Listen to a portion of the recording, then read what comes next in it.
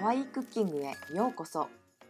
Buongiorno a tutti! Oggi vi presento una mia videoricetta per piman no misoni, ossia peperoni bolliti al miso. Questa ricetta è una di mia suocera. Gli ingredienti sono questi.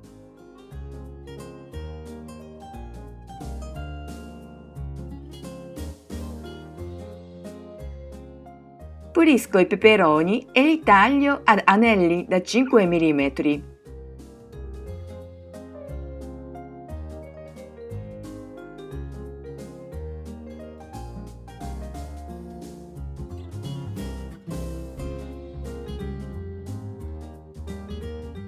Scaldo una pentola e verso dell'olio.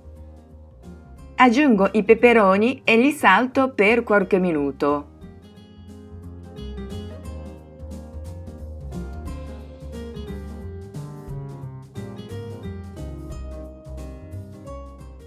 Quando sono passiti, aggiungo tutti gli ingredienti per la salsa.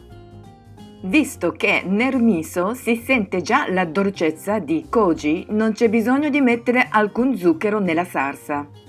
Per preparare il miso, guardate la mia videoricetta numero 38. La mescolo bene.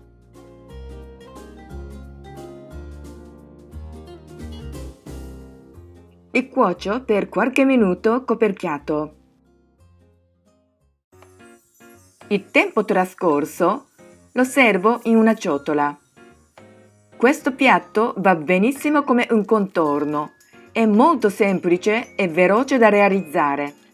Ci provate? Buon appetito!